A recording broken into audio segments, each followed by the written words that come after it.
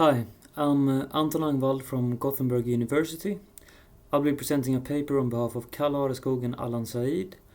Our work is on recommender systems in the entertainment domain, focusing on how evaluation methods based on engagement metrics can pose problems for user autonomy. In our paper, we review research from several fields in order to deal with this question. We argue that this is necessary to ensure that recommender systems help people make decisions rather than undermine their decision-making capabilities. The usage of implicit data in comparison to explicit data have greatly improved recommender systems' abilities to predict users' behavior. However, several researchers have discussed problems for evaluating recommender systems based on how good they are at maximizing on behavioral engagement metrics such as watching time. In one such article, Ekstrand and Williamson posed two possible explanations for the discrepancy between implicit and explicit data. Either A, the user does not understand their true desires, or B, the user is dissatisfied with their behavior and wishes to change it. This discussion is similar to a discussion within psychology of the intention-behavior gap.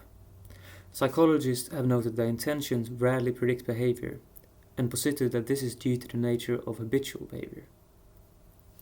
In dual processing theories of decision-making, habitual behavior is described as unconscious, involving poor decision-making skills and being central to impulsive and addictive behavior. Psychological studies on self-regulation and habitual behavior, as well as qualitative case studies on technology usage, supports the idea that the discrepancy between implicit and explicit data is rather due to B.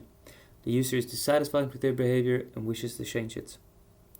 Recommender systems that maximize a behavioral engagement metric might thus undermine users' autonomy and hinder them from making preferred decisions. But what are the preferred decisions? What do users really want? This is a difficult question that can't be solved by algorithmic improvements alone. We also need to take into account philosophical accounts of what autonomy is and should be. In the final part of our paper, we use results from interdisciplinary research to discuss how YouTube recommendations can be improved.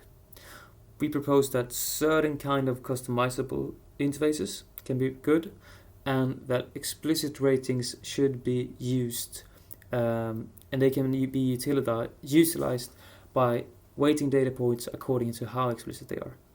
In order to successfully do this, more interdisciplinary research is needed, especially between psychology and Rex's research.